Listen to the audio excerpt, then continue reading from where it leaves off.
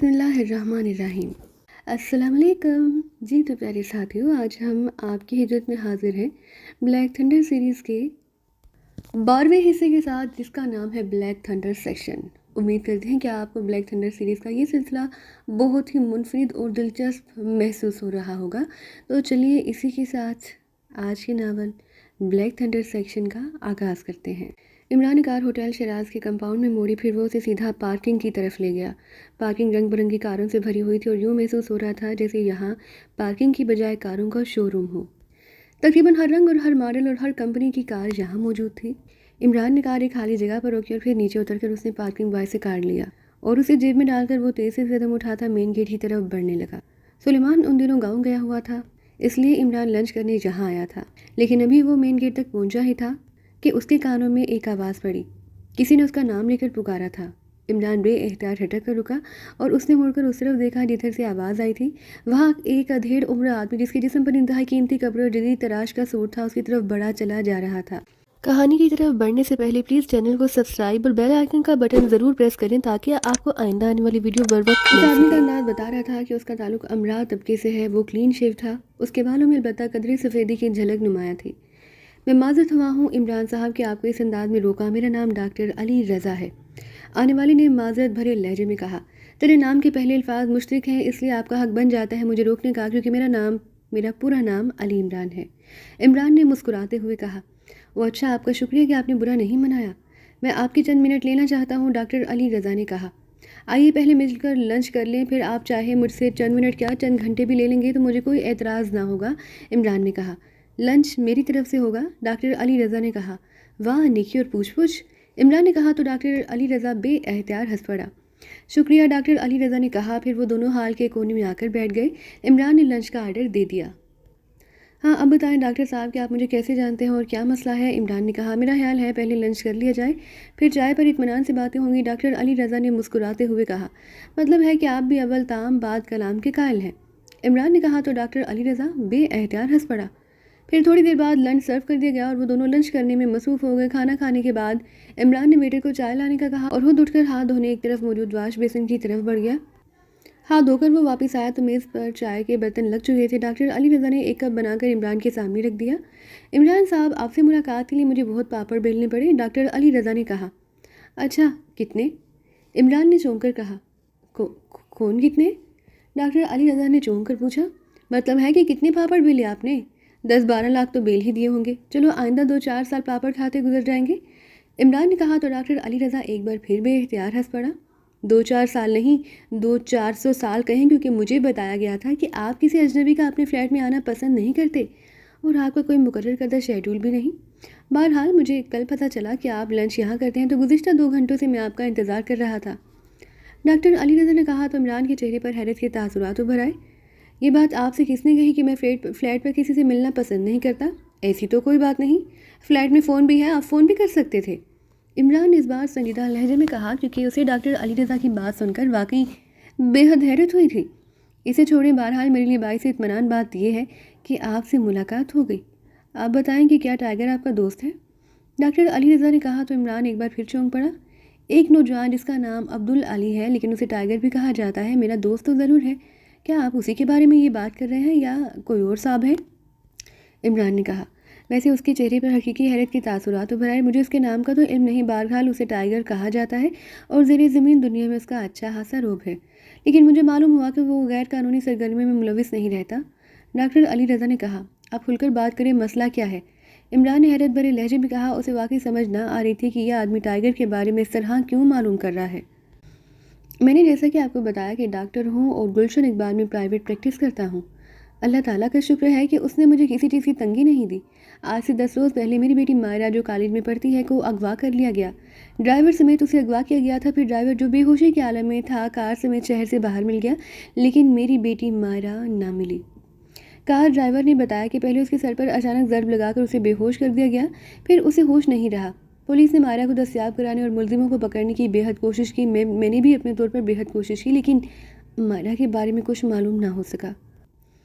البتہ صرف ایک بات کا علم ہوا کہ دارالحکومت میں کوئی خفیہ ریڈ کلب ہے جس کا مالک اور مینیجر کوئی مرفی نام کا بہت بڑا گنڈا ہے۔ جس کار میں مائرہ کو آگے لے جایا گیا وہ کار اس مرفی کی تھی۔ میں نے اس کا کلب کو بڑی کوشش کے بعد بہرحال ٹریس کر لیا، جبکہ پولیس کو اس بارے میں معلوم نہیں تھا۔ میں مرفی سے ملا، لیکن اس نے اس معاملے میں ملوث ہونے سے صاف انکار کر دیا۔ ساتھ ہی مجھے دھمکی دی کہ اگر آئندہ اس معاملے میں اس کا نام میں نے لیا یا اس کلب میں نظر آیا تو مجھے میرے خاندان سمیت گولیوں سے بھون ڈالے گا۔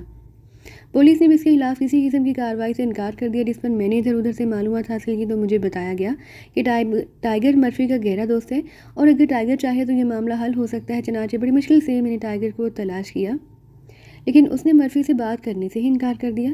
میں نے اس کی بڑی منتیں کی، واسطے دیے، لیکن اس نے صرف یہ بات کی کہ اس نے مرفی سے بات کی ہے اور مرفی اس معاملے سے متعلق نہیں، اور اس کے بعد اس نے مجھ سے ملنے سے ہی انکار کر دیا۔ جبکہ سب یہی کہتے ہیں کہ اگر ٹائیگر چاہے تو وہ میری بیٹی کو برآمد کرا سکتا ہے۔ پھر مجھے آپ کے بارے میں بتایا گیا کہ ٹائیگر اگر کسی کی بات مانتا ہے تو صرف آپ کی، جس کے نتیجے میں اس وقت میں آپ کے سامنے موجود ہوں۔ اب آپ مہربانی کریں اور میری بیٹی کو برآمد کرا دیں، میں ہمیشہ آپ کو دعائیں دیتا رہوں گا۔ ڈاکٹر علی رضا کا لہجہ آہر میں گلوگیر ہو گیا۔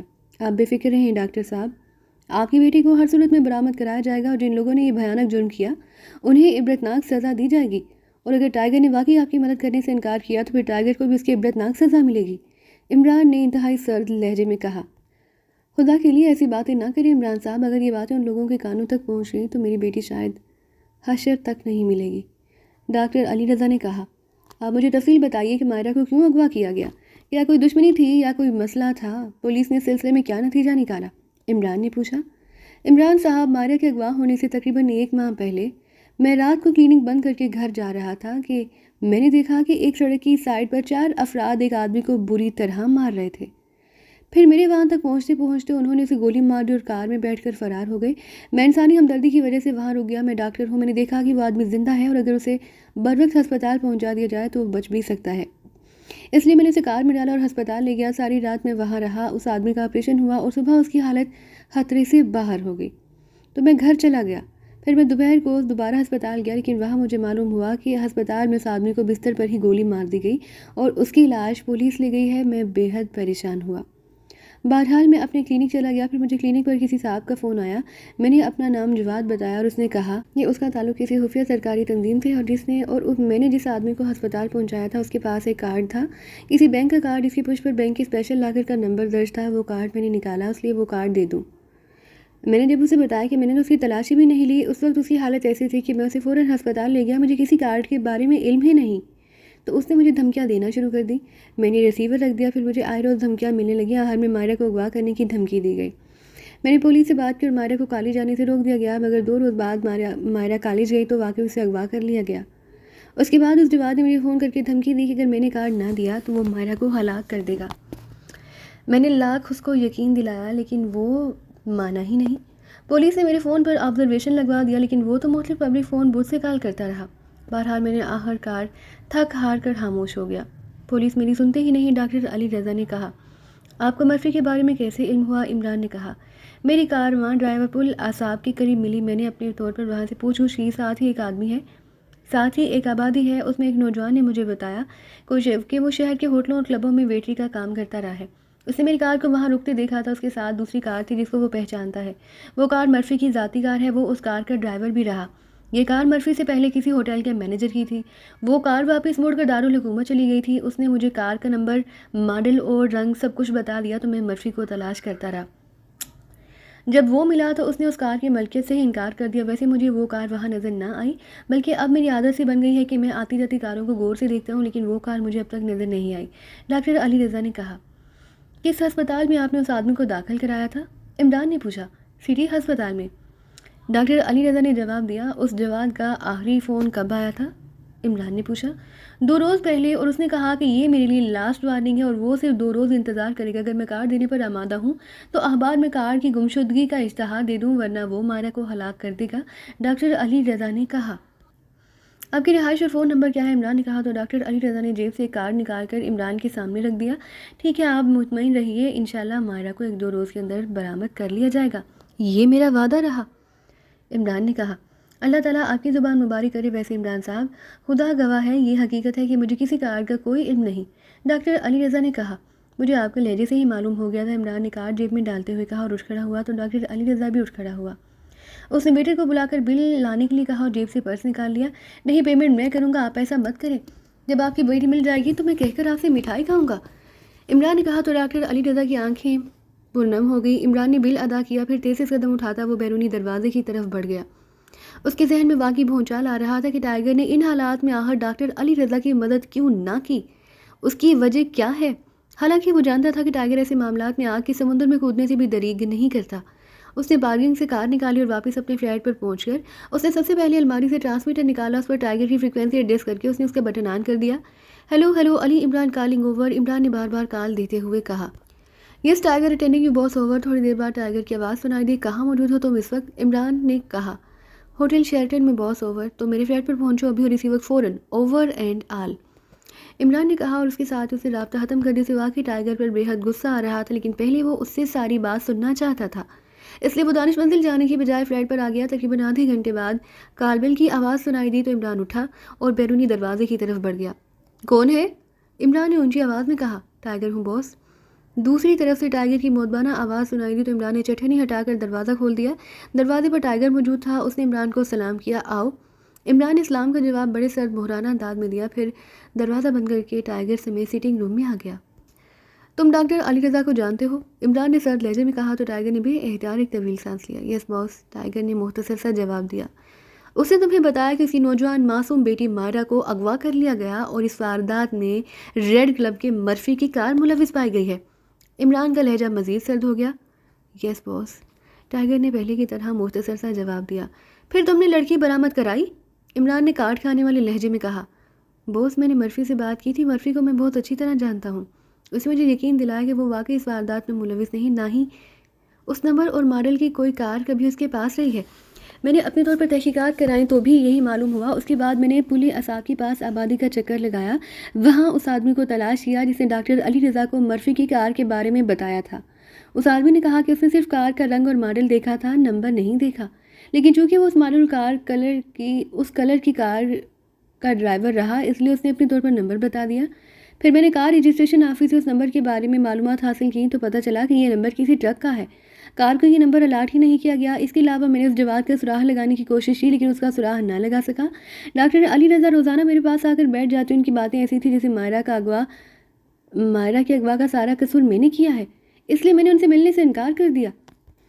अलबत्ता मैंने अपने तौर पर कोशिश जारी रखी और आज सुबह मुझे पहली बार इत्तला मिली कि कॉलेज के सामने जहाँ से मायरा को अगवा किया गया, वहाँ एक आदमी ब्रेडी को फिरते हुए देखा गया है। ब्रेडी रास्टर क्लब का मैनेजर हेनरी का प्राइवेट गनमैन भी है और खासा खतरनाक गुंडा और जुराइम पेशा भी समझा जाता है। मैंने ब्रेडी के बारे में मालूमात हासिल की तो मुझे इत्तला मिली कि ब्रेडी इन दिनों छुट्टी पर अपने गाँव गया है। उसके गाँव का नाम डोंगा है, जो यहाँ से 200-250 किलोमीटर के फासले पर है। अभी मैं वहाँ जाने का सोच ही रहा था कि आपकी कॉल आ गई और मैं यहाँ आ गया। टाइगर ने तफसील बताते हुए कहा। तुम्हें एहसास है कि जिस बाप की नौजवान बेटी को इस तरह दिन दहाड़े अगवा कर लिया जाए, उसकी जहनी हालत क्या हो सकती है? इसके बावजूद तुमने उसके साथ ऐसा बुरा सलूक किया? मैंने तुम्हें यही सिखाया है, बोलो। इमरान ने घबराते हुए कहा। आई एम सॉरी बॉस, असल में। टाइगर ने सर झुकाते हुए शर्मिंदा से लहजे में कहा। अगर तुम ये बात ब्रेडी वाली बात ना बताते तो मैं समझता कि ज़ेरे ज़मीन दुनिया में रहते हुए तुम्हारे अंदर का इंसान मर चुका है और तुम यहाँ से जिंदा वापस ना जाते। लेकिन मेरी लास्ट वार्निंग सुन लो और कान खोल कर सुनो, क्योंकि मैं अपनी बात दोहराने का आदी नहीं। अगर आइंदा मुझे मालूम हुआ कि तुमने किसी के साथ ऐसा सलूक किया है तो तुम्हारी लाश पर मक्खियाँ भी भुन बनाने से इनकार कर देंगी। इमरान ने इंतहाई सर लहजे में कहा तो टाइगर ने होंठ भींच लिए, लेकिन वो सर झुकाए खामोश बैठा रहा। उठो, चलो मेरे साथ उस गाँव में। इमरान ने उठते हुए कहा तो टाइगर खामोशी से उठ खड़ा हुआ। वो दोनों फ्लैट से बाहर आए तो टाइगर की कार बाहर ही मौजूद थी। चलो तुम्हारी कार में चलते हैं, असलहा है ना तुम्हारे पास? इमरान ने कहा। यस बॉस, टाइगर ने जवाब दिया। फिर थोड़ी देर बाद उसी कार तेज़ी से आगे बढ़ी चली जा रही थी। टाइगर ड्राइविंग सीट पर था जबकि इमरान साइड सीट पर बैठा हुआ था। उस जवाब के बारे में तुमने क्या मालूम किया? इमरान ने सर्द लहजे में कहा। बॉस, मैंने एक्सचेंज से मालूमात की है। शहर के तमाम पब्लिक फ़ोन की निगरानी कराई है। मैंने उसकी आवाज़ टेप कराकर उसे एक्सचेंज के ऑपरेटर को सुनाया, लेकिन उसका वाकई कोई पता नहीं चल सका। टाइगर ने मोदबाना लहजे में जवाब दिया तो इमरान ने इस बात में सर हिला दी, लेकिन उसके चेहरे पर सहती और गुस्से के तासुरात वैसे ही मौजूद थे। फिर वो उस गांव में पहुंच गए। ये गांव मेन रोड से थोड़ा सा हटकर था। टाइगर ने कार एक दुकान के सामने रोकी और नीचे उतरकर वो दुकान की तरफ बढ़ गया, जबकि इमरान कार में ही बैठा रहा। थोड़ी देर बाद टाइगर वापस आया और कार में बैठकर उसने कार को आगे बढ़ा दिया। फिर एक मोड़ काट कर उसने कार रोक दी। बॉस, यहाँ से पैदल जाना होगा, सुनहरी मस्जिद के पास उसका घर है, टाइगर ने कहा तो इमरान ने बगैर कुछ कहे दरवाज़ा खोला और कार से बाहर आ गया। थोड़ी देर बाद वो दोनों एक पुख्ता बने हुए मकान के दरवाजे के सामने मौजूद थे। वहाँ से गुजरने वाले उन्हें हैरत से देखते, लेकिन किसी ने उनसे कोई बात ना की। टाइगर ने दरवाजे की कुंडी बजाई तो चंद लम्हों बाद दरवाज़ा खुला और एक 10-12 साल लड़का बाहर आया। हम ब्रेडी से मिलने आए हैं, टाइगर ने कहा। जी अच्छा, मैं भेजता हूँ उन्हें, लड़के ने कहा और तेज़ी से वापस अंदर चला गया। थोड़ी देर बाद दरवाज़ा खुला और एक घुटे हुए जिस्म और लंबे कद का आदमी बाहर आया। उसकी बड़ी बड़ी मूछें थी, लेकिन सर के बाल छोटे छोटे थे। वो अपने चेहरे, मोहरे और अंदाज से कोई छटा हुआ गुंडा नजर आ रहा था। ओह टाइगर साहब, आप और यहाँ? आने वाले ने चौंक कर और इंतहाई हैरत भरे लहजे में कहा। तुम मुझे जानते हो? टाइगर ने कहा। आपको कौन नहीं जानता, मैं बैठे का दरवाज़ा खोलता हूँ, ब्रेडी ने कहा और तेज़ी से वापस चला गया। थोड़ी देर बाद साइड में मौजूद एक दरवाज़ा खुला और ब्रेडी ने बाहर झांक कर उन्हें अंदर बुला लिया। इमरान और टाइगर उस कमरे में दाखिल हो गए। यहाँ 2 चारपाई और 2 कुर्सियाँ मौजूद थी। दीवारों पर फिल्मी एक्ट्रेसों की तकरीबन नीम अरियाँ तस्वीरों से सजे हुए कैलेंडर लटक रहे थे। तशरीफ़ रखिए, मैं आपके लिए खाने का कह दूँ, ब्रेडी ने कहा। हमारे पास वक्त नहीं है ब्रेडी, बैठो, इमरान ने इंतहाई सर्द लहजे में कहा। ये आप किस लहजे में मुझसे बात कर रहे हैं? आप मेहमान हैं, लेकिन प्लीज़, मैं ऐसे लहजे का आदी नहीं, ब्रेडी ने कदरे गुस्सीले लहजे में कहा।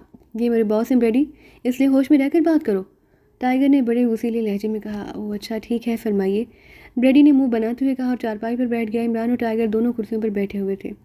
डॉक्टर अली रज़ा की बेटी मायरा कहाँ है? इमरान ने पहले से भी ज़्यादा सर्द लहजे में कहा तो ब्रेडी बेएहतियात उछल पड़ा। उसके चेहरे पर इंतहाई हैरत के तासुरात उभर आए। डॉक्टर अली रज़ा की बेटी मायरा? क्या मतलब? मैं समझा नहीं, ब्रेडी ने हैरत भरे लहजे में कहा तो इमरान बेएहतियात एक तवील सांस लिया, क्योंकि वो पहचान गया था कि ब्रेडी की हैरत दुरुस्त है, वो अदाकारी नहीं कर रहा। इसका मतलब था कि ब्रेडी इस अगवा में मुलविस नहीं। तुम आज से 10 रोज़ पहले दोपहर के वक्त सिटी गर्ल्स कॉलेज के सामने देखे गए हो और उसी रोज़ डॉक्टर अली रज़ा की बेटी को कॉलेज के सामने से उनकी कार और ड्राइवर समेत अगवा किया गया है। बाद में कार और ड्राइवर तो पुल असाब के पास मिल गए, लेकिन मायरा अभी तक ना मिली, टाइगर ने कहा। ओह मैं वाकई वहाँ मौजूद था, लेकिन मैंने किसी को अगवा नहीं किया। मैं तो वहाँ एक आदमी से मिलने गया, वो स्टांजा क्लब के मैनेजर एंथोनी का ड्राइवर है। उससे मैंने एक आदमी के बारे में मालूम करना था, वो वहाँ आया, मैं उससे मिला और फिर वापस चला गया, और मुझे तो किसी अगवा के बारे में इल्म ही नहीं, ब्रेडी ने जवाब दिया। तुम उन दिनों किसके पास हो? टाइगर ने पूछा। ड्राफ्टर्स क्लब के मैनेजर हेनरी का मुलाजिम हूँ। यहाँ गाँव में करीबी रिश्तेदारों के यहाँ 2-3 शादियाँ थी, इसलिए मैं एक माह की छुट्टी लेकर यहाँ आया हूँ, ब्रेडी ने जवाब देते हुए कहा। तुम वहाँ मौजूद रहे हो, क्या तुमने किसी ऐसे आदमी को देखा था जो इस अगवा में मुलविस हो सकता हो? इमरान ने कहा तो ब्रेडी बेएहतियात चौंक पड़ा। मैंने कुछ कहने के लिए मुंह खोला, लेकिन फिर होंठ बींच लिए। उसके चेहरे पर ऐसे तासुरात तो भराए जैसे वो फैसला ना कर पा रहा हो कि बताए या नहीं। नहीं जनाब, अचानक उसने एक तवील सांस लेते हुए कहा। तुम्हारे यहाँ घर में कोई ऐसी जगह है जहाँ कुछ देर बैठकर तुमसे तफसील से बात हो सके? तुम फिक्र मत करो, तुम्हें इसका माकूल मुआवजा भी दिया जाएगा, इमरान ने इस बार नरम लहजे में कहा। ऐसी क्या बात करनी है आपने? ब्रेडी ने चौंक कर कहा। तुम्हारे फ़ायदे की ही बात है, इमरान ने कहा। मुझे वाकई कुछ मालूम नहीं, ब्रेडी ने जवाब दिया। ओके तुम्हारी मर्जी, आओ टाइगर, इमरान ने कहा और खड़ा हुआ तो टाइगर भी खड़ा हुआ। फिर इमरान टाइगर समेत घर से बाहर आया और तेज़ से कदम उठाता उस तरफ को बढ़ता चला गया जहाँ कार मौजूद थी। बॉस उसे मालूम है, लेकिन वो बता नहीं रहा, टाइगर ने कहा। हाँ तुम्हारी कार में बेहोश करने वाला गैस पिस्टल तो मौजूद होगा, इमरान ने कहा। जी हाँ, टाइगर ने कहा। जाकर वो ले आओ, अब उसके सारे घर वालों को बेहोश करके उसे पूछ करनी पड़ेगी, इमरान ने कहा। आप जहाँ ठहरे मैं ले आता हूँ, टाइगर ने कहा तो इमरान वहीं एक तरफ रुक गया। अचानक एक बुजुर्ग आदमी वहाँ से गुजरते हुए रुक गया। आप कौन है जनाब, कैसे खड़े हैं यहाँ? बुजुर्ग ने इमरान को सर से पाँव तक देखते हुए कहा। मैंने ब्रेडी से मिलना है, हम दारुल हुकूमत से आए हैं, मेरा साथी कार ला करने गया है, इमरान ने जवाब दिया। ब्रेडी से? अच्छा, बुजुर्ग ने चौंक कर कहा और उसके साथ ही वो इस तरह तेज़ से कदम उठाता हुआ आगे बढ़ गया जैसे ब्रेडी का नाम सुनकर वो दहशत ज़दा हो गया हो, और इमरान समझ गया कि ब्रेडी ने यहाँ गाँव में भी अपना अच्छा खासा रोब डाल रखा है। वैसे वो फितरी तौर पर उखड़ मिजाज आदमी नजर आ रहा था। थोड़ी देर बाद टाइगर वापस आया तो इमरान उसके साथ चलता हुआ दोबारा ब्रेडी के घर की तरफ बढ़ गया। घर का दरवाज़ा खुला हुआ था, आगे पर्दा पड़ा हुआ था। टाइगर ने इधर उधर देखा, फिर जेब से उसने गैस पिस्टल निकाला, दरवाजे में दाखिल होकर उसने पर्दे की साइड से अंदर कैप्सूल फायर कर दिया, फिर बाहर आ गया। साथ ही उसने दरवाज़ा बंद कर दिया। थोड़ी देर बाद उसने दरवाज़ा खोला और अंदर दाखिल हो गया। इमरान उसके पीछे अंदर दाखिल हो गया। इमरान ने अपने हुक्म में दरवाज़ा अंदर से बंद कर दिया। ये एक खासा बड़ा देहाती अंदाज का मकान था। वसी और ये सहन के आहर में बरामदा था, जिसके पीछे 2 बड़े बड़े कमरे थे। बरामदे में 2 चारपाइयाँ मौजूद थी जिन पर 2 औरतें बेहोश पड़ी हुई थी। टाइगर ने आगे बढ़कर एक कमरे में झांका, वहाँ ब्रेडी एक कुर्सी पर बेहोश पड़ा था। रस्सी तलाश करो, इसे बांधना पड़ेगा, इमरान ने कहा। टाइगर सर हिलाता हुआ चला गया। थोड़ी देर बाद वो वापस आया तो उसके हाथ में रस्सी का एक बंडल मौजूद था। टाइगर ने इमरान की मदद से ब्रेडी को उस कुर्सी के साथ अच्छी तरह बांध दिया। एंटी गैस भी ले आए हो या नहीं, इमरान ने कहा। यस बॉस, ले आया हूँ। टाइगर ने जवाब दिया। उसके साथ ही उसने जेब से एक छोटी सी शीशी निकाली और उसका ढक्कन हटाया और शीशे का मुंह ब्रेडी की नाक से लगा दिया। चंद लम्हा बाद ही उसने शीशी हटाई और उसका ढक्कन बंद करके उसने उसे जेब में डाल लिया। थोड़ी देर बाद ब्रेडी के जिस्म में हरकत के तासुरात उभर आए। इमरान ने जेब से खंजर निकाला और उठ खड़ा हुआ। उसके चेहरे पर दुरुस्ती और सख्ती के तासुरात उभर आए। ये क्या मतलब? ये मेरा कमरा, तुम यहाँ, क्या मतलब? ब्रेडी ने होश में आते ही बेहतियात चीखते हुए लहजे में कहा, तुमने अलहदा कमरे में जाने से इनकार कर दिया, इसलिए तुम्हारे सारे घर वालों को मजबूरन हमें बेहोश करना पड़ा। इमरान ने सर्द लहजे में कहा, ये तुमने क्या किया? मैं तुम्हारी बोटियां काट डालूंगा। ब्रेडी ने इंतहाई वसीले लहजे में कहा। उसके साथ ही उसने इस तरह जोर लगाया जैसे वो रस्सियां तोड़कर उठ खड़ा होगा। सुनो ब्रेडी, तुम एक काम से गुंडे हो, जबकि हमारा ताल्लुक एक सरकारी एजेंसी से है, इसलिए अगर तुम्हें या तुम्हारे घर वालों को गोलियों से उड़ा दूँ भी तो भी मुझे किसी ने नहीं पूछना। मुझे मालूम है कि तुम्हें मालूम है कि इस अगवा में कौन मुलविस है, लेकिन तुम्हें गलत बयानी की, इसलिए तुम्हें आखिरी बार मौका दे रहा हूँ कि अब सब कुछ बता दो, वरना मैंने तो सच उगलवा लेना है, लेकिन तुम्हारी लाश ही तुम्हारे घर वालों को मिलेगी। इमरान ने कहा, जब मैंने कह दिया कि मैं कुछ नहीं जानता तो फिर तुम्हें जुर्रत कैसे हुई ये सब कुछ करने की? मुझे छोड़ो वरना मैं तुम्हारी बोटियाँ उड़ा दूंगा। ब्रेडी ने इंतहाई वसीले लहजे में कहा, लेकिन दूसरे लम्हे इमरान का हाथ हरकत में आया और कमरा ब्रेडी के मुंह से निकलने वाली चीख से गूंज उठा। अभी उसकी चीख खत्म ना हुई थी कि इमरान का खंजर वाला हाथ एक बार फिर हरकत में आया और इस बार ब्रेडी की हलक से पहले से ज़्यादा कर्बनाक चीख निकली। अब तुम सब कुछ बताओगे? इमरान ने सर्द लहजे में कहा। उसके साथ ही उसने खंजर का दस्ता ब्रेडी की पेशानी पर उभर आने वाली रग पर मार दिया तो कमरा ब्रेडी के हलक से निकलने वाली चीख से गूंज उठा।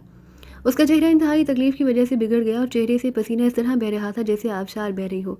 बोलो वरना इस बार तुम्हारा जहनी तवाज़ुन खराब हो जाएगा और बाकी सारी ज़िंदगी पागल हानों में गुजार दोगे। इमरान ने एक राहत लहजे में कहा, बताता हूँ, रुक जाओ, बताता हूँ। ब्रेडी ने रुक रुक कर कहना शुरू कर दिया, बताओ वरना। इमरान ने हाथ उठाते हुए कहा, मैंने वहाँ रेड क्लब के मर्फी के 2 आदमियों को देखा था, कासिम और नज़ीर। मैंने उनसे पूछा कि वो यहाँ कैसे आए हैं तो उन्होंने कहा कि किसी से मिलना है, फिर मैं चला गया। मुझे नहीं मालूम कि बाद में क्या हुआ। ब्रेडी ने कहा कि इमरान ने टाइगर की तरफ मायने हिज नज़रों से देखा। उनके पास कौन सी गाड़ी थी? इमरान ने कहा, उनके पास सिल्वर ग्रे कलर की फोर्ड कार थी, नए मॉडल की। ब्रेडी ने जवाब दिया, ये कासिम और नज़ीर कहाँ होते हैं? इमरान ने कहा, वही क्लब में होते हैं, वो मर्फी के हाथ आदमी हैं, लेकिन मैंने उन्हें वारदात करते नहीं देखा। ब्रेडी ने जवाब दिया, वो खुद ही सब कुछ बताता चला जा रहा था, तुमने इनकार क्यों किया? इमरान ने कहा, वो दोनों इंतहाई खतरनाक आदमी हैं और मर्फी बहुत बड़ा आदमी है, उसे पता चल जाता तो वो मुझे मेरे पूरे ख़ानदान समेत गोलियों से उड़ा देता। फिर मैंने उन्हें कोई वारदात करते नहीं देखा, सिर्फ वहाँ देखा था। ब्रेडी ने कहा, उस कार का नंबर क्या था? इमरान ने पूछा। मुझे नहीं मालूम, मैंने नंबर नहीं देखा। ब्रेडी ने जवाब दिया, ठीक है, मैं हमहा तुम्हें हलाक करना नहीं चाहता, इसलिए सिर्फ बेहोश कर रहा हूँ। अपनी नाक की बैंडेज करा लेना और तुम्हारे घर वाले भी 2 घंटों तक खुद होश में आ जाएंगे। इमरान ने कहा। उसके साथ ही उसका हाथ घुमा तो ब्रेडी की कनपटी पर पड़ने वाली भरपूर ज़र्ब से उसकी गर्दन ढलक गई। उसके मुंह से अधूरी सी चीख सुनाई दी, इसकी रस्सियाँ खोल दो और चलो। इमरान ने कहा तो टाइगर ने आगे बढ़कर रस्सियाँ खोल दी। फिर वो दोनों एक दूसरे के पीछे चलते हुए बाहर आए और फिर अपनी कार की तरफ बढ़ते ही चले गए। कमरे का दरवाज़ा खुला तो सोफे पर बैठा हुआ एक गैर मुल्की बेएहतियात चौंक पड़ा। दरवाजे से एक मुकामी नौजवान अंदर दाखिल हो रहा था। उसके चेहरे पर मुसरत के तासुरात नुमायाँ थे। आओ जवाद, क्या खबर लाए हो? उस गैर मुल्की ने कहा। वो कार्ड तो नहीं मिला, लेकिन मैंने ना सिर्फ उस लाकर का सुराख लगा लिया है बल्कि उसमें मौजूद फ़ाइल भी निकाल ली है, जवाद ने कहा तो गैर मुल्की बेएहतियात उछल पड़ा। अरे कहाँ है फ़ाइल? गैर मुल्की ने कहा तो जवाद ने कोट की अंदरूनी जेब से एक तयशुदा फ़ाइल निकाल कर उस गैर मुल्की की तरफ बढ़ा दी। गैर मुल्की ने फ़ाइल लेकर खोली और उसमें मौजूद कागजात को पढ़ना शुरू कर दिया। वेरी गुड, ये वाकई वही फ़ाइल है, स्टार लेबॉरेटरी की फ़ाइल। वेरी गुड, कैसे मिली ये, तफसील बताओ। गैर मुल्की ने फ़ाइल तय करके उसे अपने कोट की जेब में डालते हुए पूछा।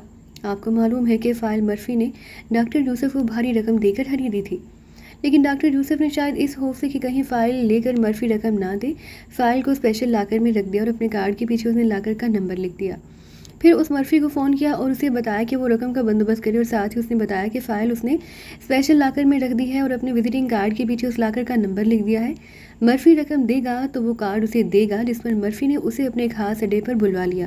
वहाँ से डॉक्टर यूसुफ ने रकम का बैग लिया, कार्ड मर्फी के आदमी को दे दिया और उस आदमी जिसका नाम रॉबर्ट था ने मर्फी को फ़ोन पर बताया कि कार्ड उसे मिल गया है।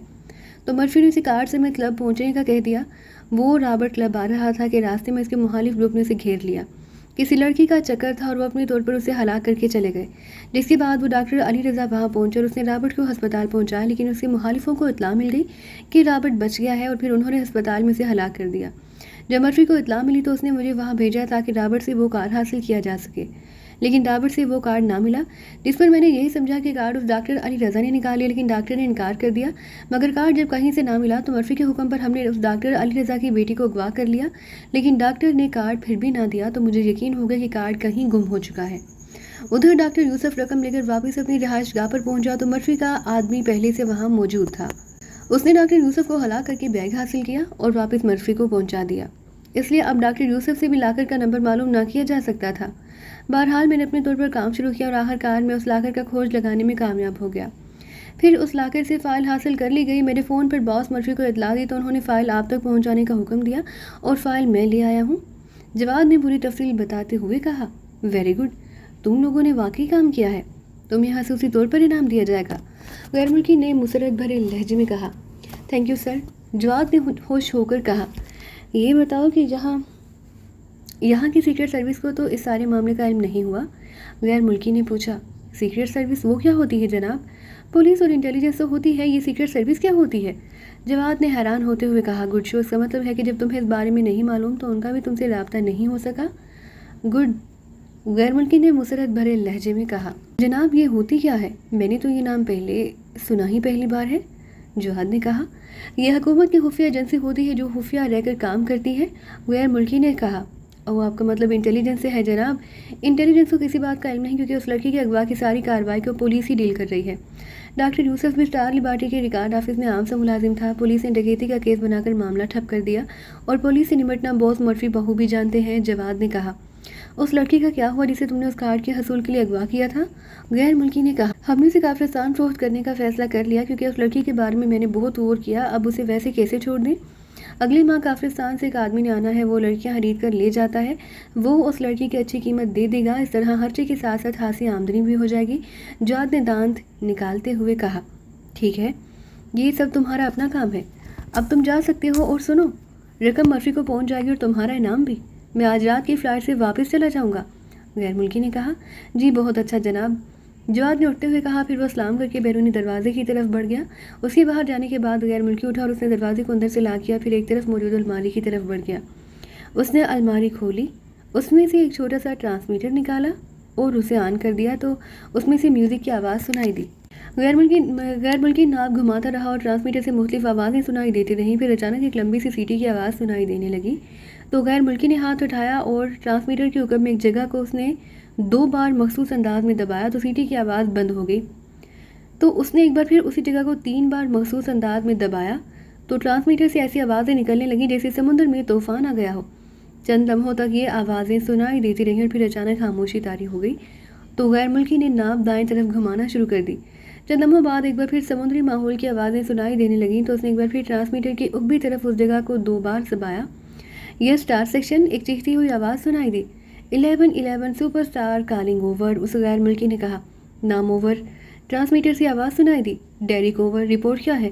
اسٹار لیبارٹری کی فائل مل گئی ہے، اب اسے کہاں پہنچانا ہے؟ اوور، ڈیرک نے کہا۔ سیکرٹ سروس کو تو اطلاع نہیں ہوئی؟ اوور، دوسری طرف سے پوچھا گیا۔ نہیں جناب، قطعاً نہیں، بلکہ انٹیلیجنس کو اس معاملے کی خبر نہیں ہوئی۔ اوور، ڈیرک نے جواب دیا۔ اوکے، زارک کلب کے مالک اور مینیجر زارک کو فائل پہنچا دو، اس کے بعد تم نے پہلی فلائٹ سے واپس آ جانا ہے۔ اوور، دوسری طرف سے کہا گیا۔ زارک کا کوئی کوڈ وغیرہ؟ اوور، ڈیرک نے کہا۔ کاؤنٹر پر پہنچ کر اپنا نام بتاؤ گے اور بس تمہیں زارک تک پہنچا دیا جائے گا۔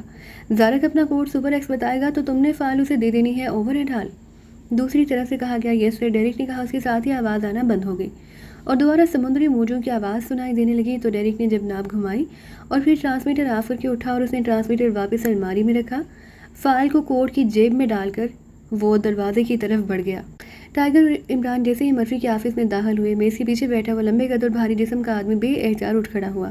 اس کے چہرے پر حیرت کے تاثرات ابھر آئے۔ عمران صاحب، آپ اور جہاں میرے آفس میں؟ مرفی نے جلدی سے میز کی سائڈ سے نکل کر آگے بڑھتے ہوئے کہا۔ اس نے ٹائیگر کو اس طرح نظر انداز کیا جیسے اس کا وجود عدم وجود کے برابر ہو۔ تم مجھے جانتے ہو مرفی؟ عمران نے چونک کر کہا۔ آپ کو کون نہیں جانتا عمران صاحب، آپ ٹائیگر کے استاد اور سپرنٹینڈنٹ فیاض کے دوست ہیں۔ مرفی نے مصافحہ کر کے ہاتھ بڑھاتے ہوئے مسکرا کر کہا۔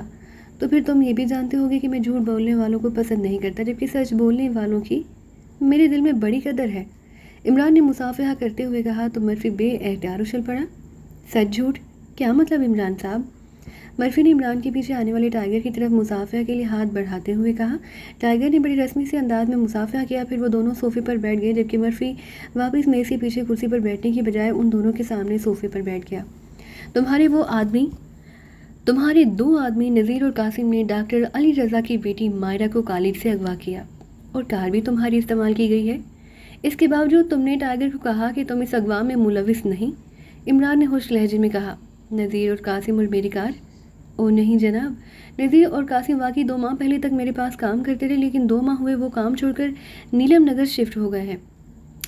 उनमें से कासिम मेरी कार का ड्राइवर था। अलबत्ता 2 दिन पहले वो मेरे पास आया और उसने मुझे कहा कि उसने अपनी वालदा की आंखों का ऑपरेशन एक्रीमन हस्पताल, जो कि कस्बा साड़ के करीब है, से करवाना है, इसलिए उसे कार चाहिए जो वो रात तक वापस कर देगा। पुराने ताल्लुकात की वजह से मैंने उसे चाबी दे दी।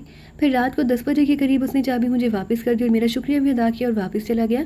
ये हकीकत है कि मेरा इस अगवा में किसी किस्म का कोई अमल दखल नहीं। टाइगर को अच्छी तरह इल्म है कि मैं ऐसे घटिया काम के बारे में सोच भी नहीं सकता। मर्फी ने जवाब देते हुए कहा। नीलम नगर में वो कहाँ रहते हैं? इमरान ने कहा। नीलम नगर में कोई क्लब है जिसे सारान क्लब कहा जाता है, वो दोनों ने ठेके पर ले लिया है, लाजमन वो वहीं रहेंगे। मर्फी ने कहा। उसका फ़ोन नंबर क्या है? फ़ोन तो मालूम नहीं, लेकिन इंक्वायरी से मालूम किया जा सकता है। मर्फी ने कहा। तो करो मालूम और उनसे मेरी बात कराओ। इमरान ने कहा तो मर्फी सर हिलाता हुआ उठ खड़ा हुआ। उसने फ़ोन का रिसीवर उठाया और इंक्वायरी के नंबर डायल कर दिए। उसके साथ ही उसने लाउडर का बटन भी खुद ही प्रेस कर दिया। Inquiry please. दूसरी तरफ से एक निसानी आवाज़ सुनाई दी। नीलम नगर का राब्ता नंबर दे दें। मर्फी ने कहा तो दूसरी तरफ से नंबर बता दिया गया। मर्फी ने क्रेडल दबाया, फिर टोन आने पर उसने नंबर प्रेस करने शुरू कर दिए। इंक्वायरी प्लीज़, सारान क्लब का नंबर दें। मर्फी ने कहा तो दूसरी तरफ से नंबर बता दिया गया। तो मर्फी ने एक बार फिर क्रेडल दबाया और फिर टोन आने पर उसने एक बार फिर नंबर प्रेस करने शुरू कर दिए। सारान क्लब। राब्ता कायम होते ही एक मर्दाना आवाज़ सुनाई दी। लहजा हासक रह था। दारुल हुकूमत से मर्फी बोल रहा हूँ, कासिम या नज़ीर जो भी हूँ उससे बात कराओ। मर्फी ने कहा। कासिम बोल रहा हूँ। चंद लम्हों बाद एक आवाज़ सुनाई दी। मर्फी बोल रहा हूँ कासिम रेड क्लब से। मर्फी ने कहा।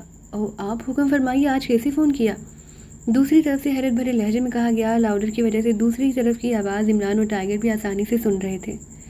तुम टाइगर को तो जानते हो? मर्फी ने कहा। यस सर, बहुत अच्छी तरह। दूसरी तरफ से कहा गया।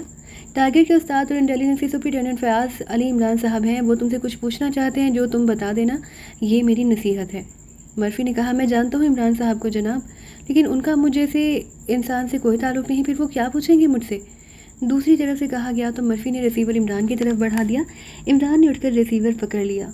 कासिम, तुम और नज़ीर आज से 10-12 रोज़ पहले सिटी गर्ल्स कॉलेज के सामने छुट्टी के वक्त मर्फी की कार में देखे गए हो, वहाँ क्या करने गए थे? इमरान ने सर्द लहजे में कहा।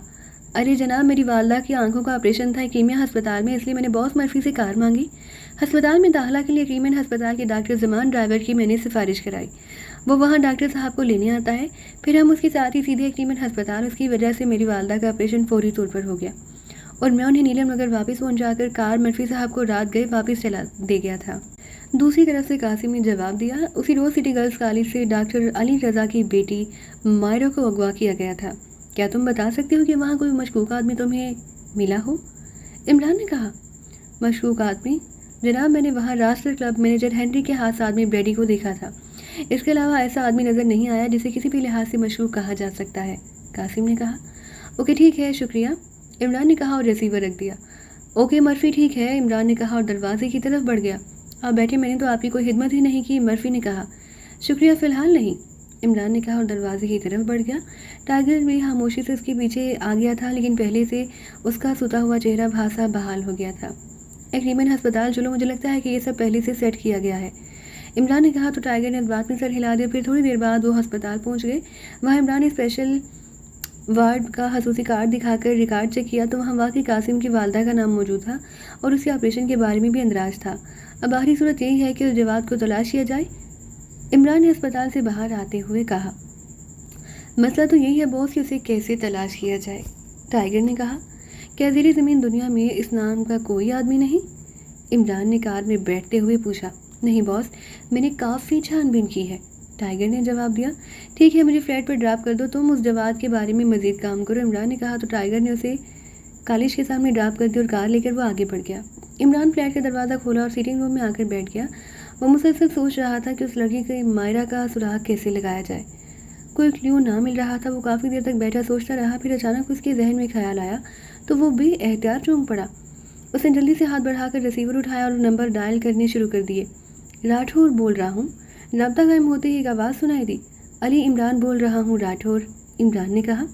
अरे आप इमरान साहब, शुक्र है आपने मुझे खिदमत के लायक तो समझा। दूसरी तरफ से इंतहाई हलूस भरे लहजे में कहा गया। मुझे अचानक याद आ गया कि तुमने एक बार कहा था कि तुम ज़ेरे ज़मीन दुनिया की इंसाइक्लोपीडिया हो और मैंने तुम्हें कहा कि कभी तुम्हें आजमाऊंगा। इमरान ने कहा। मुझे याद है इमरान साहब, आप बेशक आजमा लें, राठौर ने बड़े बाएतमाद लहजे में कहा। डॉक्टर अली रज़ा की लड़की को कॉलेज से अगवा किया गया है और कोई जवाद नामी आदमी उन्हें फ़ोन करता रहा है, लेकिन बावजूद कोशिश के उसके उस जवाद को ट्रेस नहीं किया जा सका। हत्ता कि मेरा शागिर्द टारगेट जो ऐसे मामलात में माहिर है वो भी इसे ट्रेस नहीं कर सका। इसलिए अगर तुम बता दो तो मैं तुम्हें सर्टिफिकेट दे सकता हूँ कि तुम वाकई ज़ेरे ज़मीन दुनिया की इंसाइक्लोपीडिया हो। आप टाइगर के साथ मर्फी से उसके ऑफिस में मिले थे, आपने उससे पूछा जवाद के बारे में। दूसरी तरफ से कहा गया तो इमरान भी एहतियात चौंक पड़ा। उसके चेहरे पर हैरत के तासुरात उभर आए। अभी थोड़ी देर पहले तो मैं वहाँ से आया और तुम तक इत्तला भी पहुँच गई, लेकिन ये तो आम सी मुलाकात थी और तुमने मर्फी के बारे में इशारा किया। क्या जवाद उसका आदमी है? इमरान ने कहा। आप जैसे आदमी की मर्फी से मुलाकात मेरे आदमी के लिए बेहद अहमियत की हामिल थी, इसलिए मुझे इत्तला मिल गई। और जहाँ तक जवाद का ताल्लुक है तो जवाद कोड नाम है। मर्फी ने एक इंतहाई खुफिया ग्रुप बना रखा है जिसका कोड नाम SD है। उस SD ग्रुप का चीफ एक मुकामी नौजवान राशिद है जो किसी ज़माने में इंटेलिजेंस में काम करता रहा है। उस राशिद का कोड नाम जवाद है। वो जब भी कोई ऐसी वारदात करता है जिसे हर सूरत में खुफिया रखना हो तो वो जवाद का कोड इस्तेमाल करता है। दूसरी तरफ से कहा गया। क्या उसका पता मर्फी से मालूम होगा या तुम्हें उसके बारे में मालूम है? इमरान ने कहा। आपको बताया जा सकता है। राशिद तहसीन रोड पर वाक़िया सिल्वर क्लब का मालिक है और मैनेजर भी। मज़ाहिर वो एक आमसा नौजवान है, लेकिन इंतहाई तेज़ तरार और होशियार आदमी है। यकीनन वो आपको पहचानता भी होगा, राठौर ने कहा। ठीक है, अगर तुम्हारी बताई हुई बात कंफर्म हो गई तो तुम्हारा सर्टिफिकेट सुनहरी रोशनाई से लिखा जाएगा। Good bye. इमरान ने कहा। उसके साथ उसने कैडल दबाया, फिर ड्रोन आने पर उसने नंबर डायल करने शुरू कर दिए। राना हाउस। रब्ता कायम होते ही जोसेफ की आवाज़ सुनाई। जोसेफ जोहाना को साथ लेकर तहसीन रोड पर वाक़िया सिल्वर क्लब जाओ। उसका मालिक और मैनेजर राशिद नाम का एक नौजवान है। ये आदमी मुझे सही सलामत राना हाउस में चाहिए, इमरान ने तेज़ लहजे में कहा। उसे राना हाउस में लाकर आपको कहाँ इतला दी जाए? जोसेफ ने पूछा। मैं फ्लैट पर मौजूद हूँ, इमरान ने कहा। यस बॉस, जोसेफ ने कहा और रिसीवर रख दिया। अगर वाकई यही आदमी जवाद है तो फिर उस राठौर से आइंदा भी काम लिया जा सकता है, इमरान ने रिसीवर रखकर बड़बड़ाते हुए कहा और उसके साथ ही वो उठकर किचन की तरफ बढ़ गया ताकि अपने लिए चाय की एक प्याली तैयार कर सके। फिर तकरीबन 1 घंटे बाद फ़ोन की घंटी बज उठी तो इमरान ने हाथ बढ़ाकर रिसीवर उठा लिया। अली इमरान MSc DSc आक्सन बोल रहा हूँ, इमरान ने अपने मखसूस लहजे में कहा। जोसेफ बोल रहा हूँ बॉस, वो आदमी ब्लैक रूम में मौजूद है। दूसरी तरफ से कहा गया। प्रॉब्लम? इमरान ने पूछा। नो बॉस, सिर्फ 4 आदमी हलाक हुए। दूसरी तरफ से जोसेफ ने बड़े इत्मीनान भरे लहजे में कहा। इसका मतलब है कि अब तुम्हें ट्रेस कर लिया जाएगा? इमरान ने चौंक कर कहा। नहीं बॉस, हमने वहाँ वेटर को रकम देकर इस राशिद के खसूसी ऑफिस तक जाने का उगबी गली से एक खुफिया रास्ता मालूम कर लिया। फिर उस रास्ते पर 4 मुसल्लह अफराद टकरा गए, इसलिए उन्हें हलाक करना पड़ा। इस तरह हम उस आदमी के सर पर पहुंच गए और उसे बेहोश करके वापस उसी रास्ते से हम बाहर आए और कार में सवार होकर वापस राना हाउस पहुंच गए। जोसेफ ने जवाब दिया। मुझो, मैं आ रहा हूँ, इमरान ने कहा। फिर रिसीवर रखकर वो उठा और तेज़ कदम उठाता बैरूनी दरवाजे की तरफ बढ़ता चला गया। थोड़ी देर बाद उसकी कार तेज़ रफ्तारी से दौड़ती हुई राना हाउस की तरफ बढ़ी चली जा रही थी।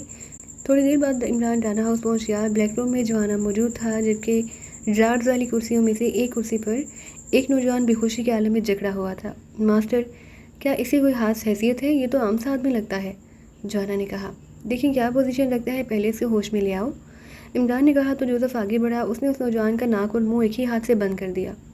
उस नौजवान की कनपट्टी पर छोटा सा स्याह रंग का उभार साफ दिखाई दे रहा था, जिसका मतलब था कि उसे कनपट्टी पर ज़र्ब लगाकर बेहोश किया गया है।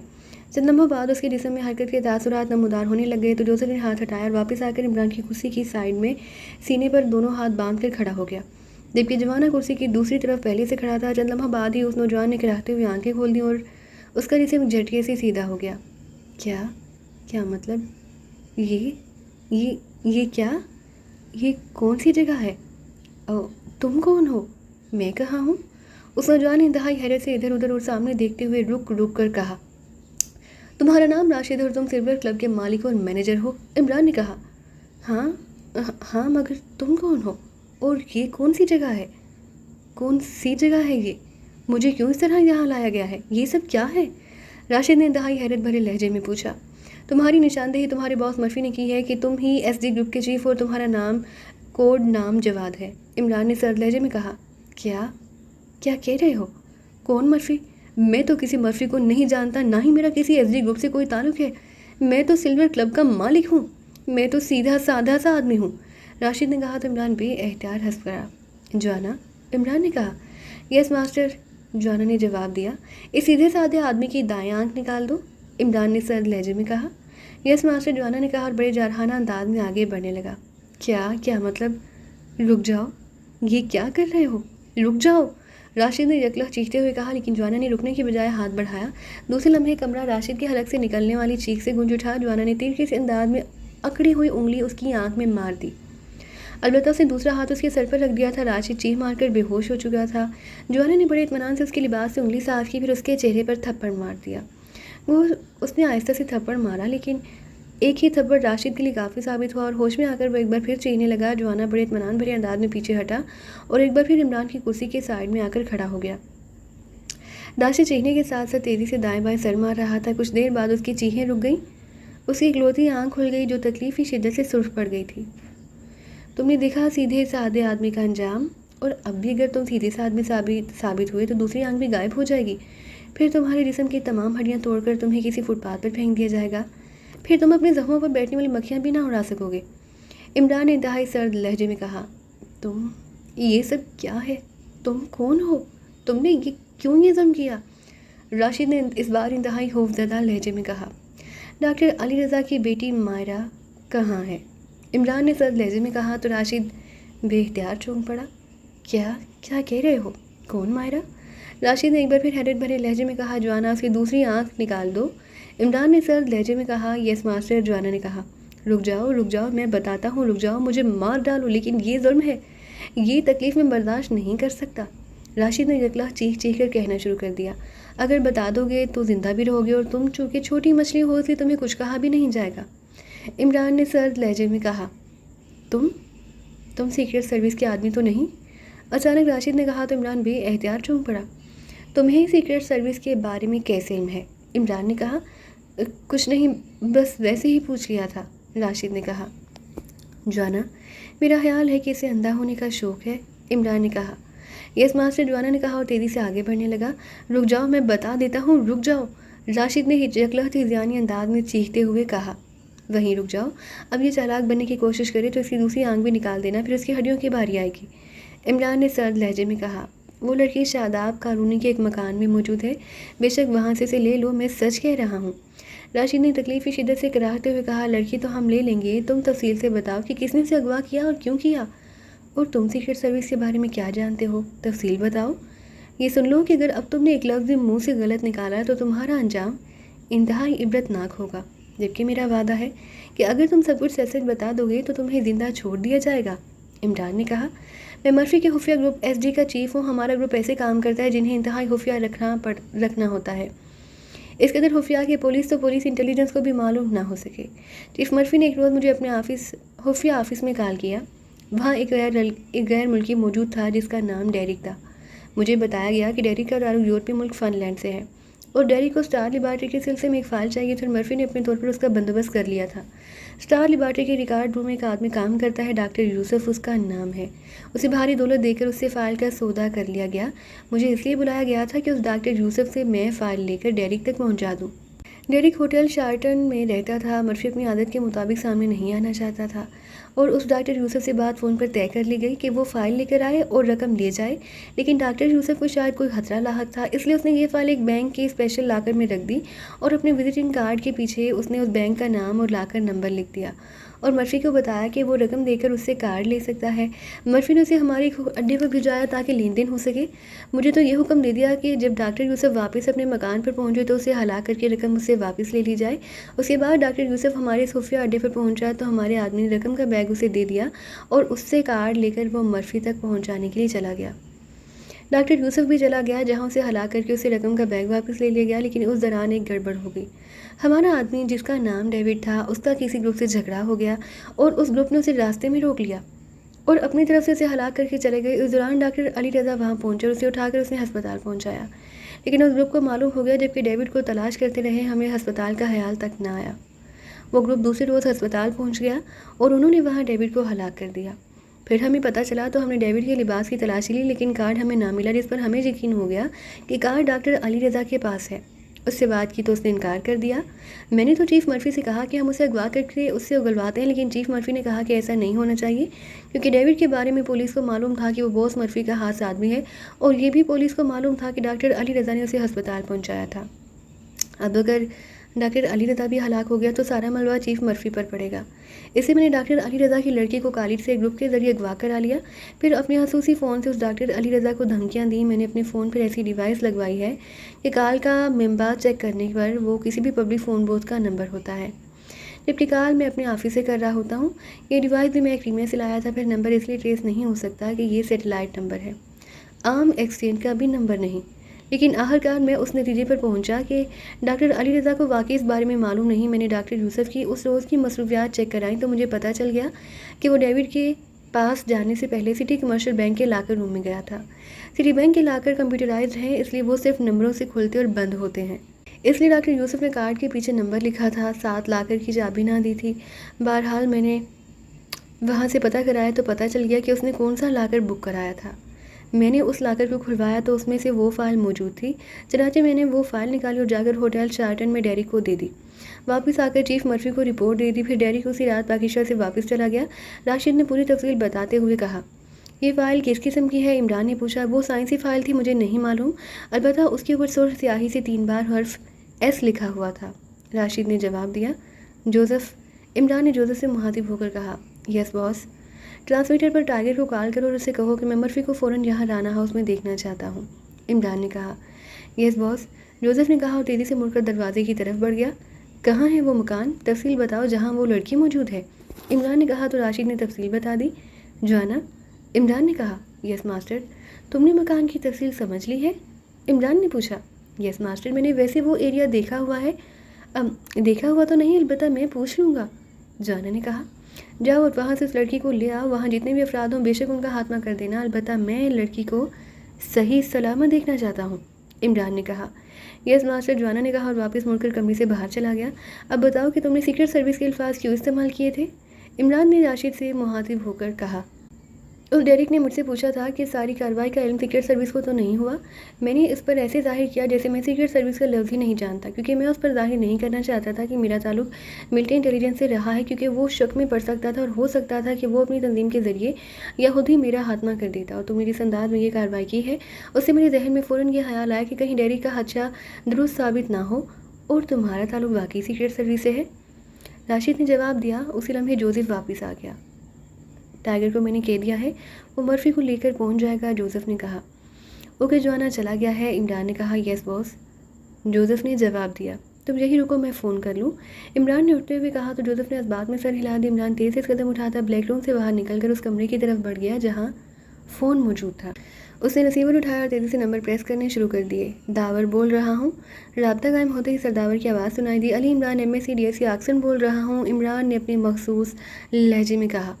اب مجھے بھی تعارف تفصیل سے کرانا پڑے گا کہ پرائمری پاس داور بول رہا ہوں، دوسری طرف سے سرداور نے کہا تو عمران بے اختیار ہنس پڑا۔ تعارف کا شکریہ جناب، آپ نے جو تعارف کرایا، ایسا تعارف عام طور پر دیہاتوں کے نمبردار کسی زمانے میں کرایا کرتے تھے کہ پرائمری پاس مڈل فیل، کیونکہ اگر وہ مڈل بھی پاس کر لیتے تو پھر وہ لامحالہ پرائمری پاس کے بجائے مڈل پاس کہتے، عمران نے کہا تو اس بار دوسری طرف سرداور کی کافی دیر تک ہنسنے کی آواز سنائی دی۔ کیا اچھا زمانہ تھا کہ لوگوں کو بڑی بڑی ڈگریاں بتانے کی ضرورت ہی نہ پڑتی تھی، وہ پرائمری پاس اور مڈل فیل بھی بڑے فخریہ انداز میں کہتے تھے، سرداور نے کہا تو عمران بے اختیار ہنس پڑا۔ واقعی بے حد اچھا زمانہ تھا کہ لوگ سرکاری خطاب بھی ساتھ بتایا کرتے کہ سننے والے پر روب پڑ جائے کہ سرکار دربار میں اس کی عزت ہے۔ عمران نے کہا تمہارا مطلب ہے کہ میں باقاعدہ بتایا کروں کہ میں سرداور بول رہا ہوں؟ ٹھیک ہے، آئندہ خیال رکھوں گا، سرداور نے کہا تو عمران ایک بار پھر ہنس پڑا۔ چلیں، اب آپ کا سر واپس آ گیا ہے تو اب آپ سے پوچھا جا سکتا ہے کہ اسٹار لیبارٹری کے ریکارڈ روم کے ایک ملازم ڈاکٹر یوسف کو اس کی رہائش گاہ پر گولی مار کر ہلاک کر دیا گیا ہے، اس بارے میں کیا انکوائری ہوئی ہے؟ عمران نے کہا ارے مجھے یاد آ رہا ہے، مجھے رپورٹ ملی تھی کہ اسسٹنٹ ریکارڈ کیپر ڈاکٹر یوسف کے گھر ڈکیتی ہوئی اور اسے گولی مار دی گئی، پولیس انکوائری کر رہی ہوگی، تم کیوں پوچھ رہے ہو؟ سرداور نے چونکتے ہوئے کہا اس لیے کہ یہ ڈکیتی نہیں تھی، اس ڈاکٹر یوسف نے لیبارٹری کے ریکارڈ روم سے ایک فائل چرائی جس فائل پر 3 بار انگریزی کا حرف ایس لکھا ہوا تھا اور وہ اس نے ایک حرف ایک غیر ملکی کو بھاری رقم پر فروخت کر دی. اسے وہ بھاری رقم واپس حاصل کرنے کے لیے اسے گولی مار دی گئی تھی. ویسے وہاں ایسا منظر جان بوجھ کر بنا دیا گیا تھا کہ پولیس کو ڈکیتی ہی ظاہر ہو. اب آپ یہ معلوم کریں کہ یہ ٹرپل ایس فائل کیا ہے اور اس کی اہمیت کیا ہے اور اس کی چوری کو اب تک چیک کیوں نہیں کیا جا سکا. عمران نے کہا. ارے ویری بیڈ، یہ تم کیا کہہ رہے ہو؟ کیا واقعی تم نے ٹرپل ایس کہا؟ کیا واقعی؟ سرداور نے انتہائی حیرت بھرے لہجے میں کہا. ہاں کیوں، کیا ہوا؟ اسٹار لیبارٹری میں ایک خصوصی دفاعی نظام ایئر شیلڈ پر کام ہو رہا ہے. اس ایئر شیلڈ کے تحت پورے پاکستان کی فضا کو ہر قسم کے میزائل حملوں سے بچایا جا سکتا ہے. یہ نظام بے حد وسیع ہے اور کئی مرحلوں پر مبنی ہے، لیکن اس کا بنیادی آلہ ایک ہی ہے جس کا کوڈ نام ٹرپل ایس ہے، سرداور نے بتایا. ارے کیا اس فائل میں سالے کا فارمولہ رکھا گیا ہے؟ عمران نے چونک کر پوچھا.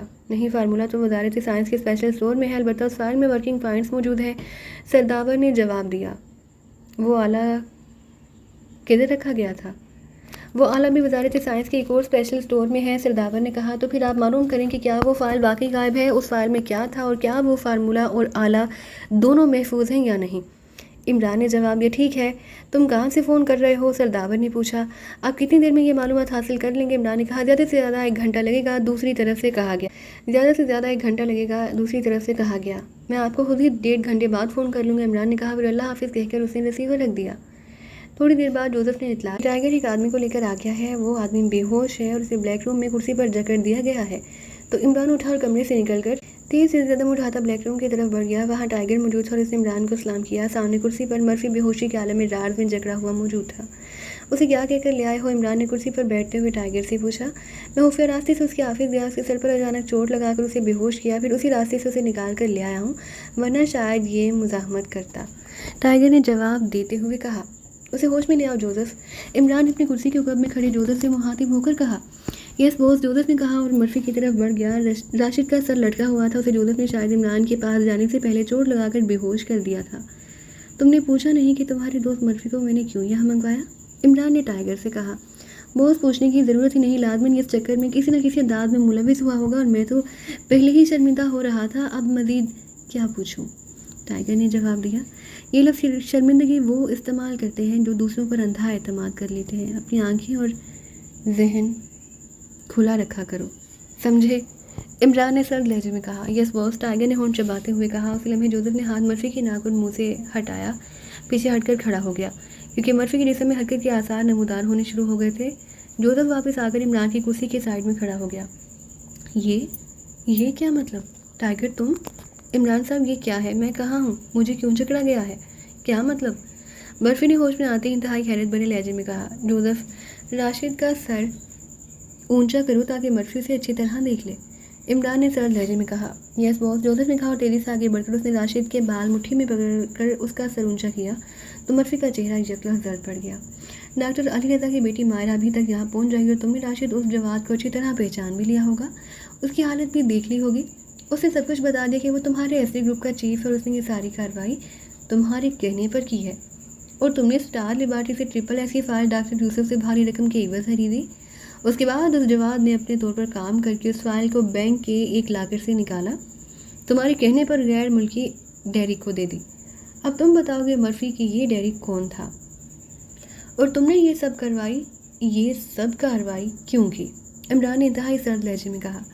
مجھے تو کچھ پتہ نہیں، میں تو ایسے معاملات میں کبھی پڑھا ہی نہیں. بے شک آپ ٹائیگر سے پوچھ لیں، یہ آدمی کوئی بھی ہے، اس نے جھوٹ بولا ہے، مرفی نے بڑے اعتماد بھرے لہجے میں کہا. جوزف، اس کی بھی دائیں آنکھ نکال دو. عمران نے سرد لہجے میں کہا. یس باس، جوزف نے کہا اور راشد کے بال چھوڑ کر اس نے مرفی کے بال مٹھی میں پکڑ لیے. رک جاؤ، میں بتاتا ہوں، رک جاؤ، یکلخت مرفی نے ہذیانی انداز میں کہا. رک جاؤ لیکن اسی حالت میں رہو، جیسے ہی میں اشارہ کروں اس کی آنکھ نکال دینا. اور سنو مرفی، اب تمہیں چھپانے سے کچھ حاصل نہ ہوگا، البتہ ٹائیگر کی وجہ سے میں تمہارے ساتھ اتنی رعایت کر سکتا ہوں کہ اگر تم سب کچھ سچ بتا دو تو میں تمہیں لاسٹ وارننگ دے کر چھوڑ دوں گا، ورنہ تمہاری جسم کی ایک ایک ہڈی توڑ کر بھی تم سے سب کچھ معلوم کر لیا جائے گا. عمران کا لہجہ اس قدر سرد تھا کہ ساتھ بیٹھے ہوئے ٹائیگر کے جسم میں بھی سردی کی لہریں سی دوڑتی ہوئی محسوس ہونے لگی.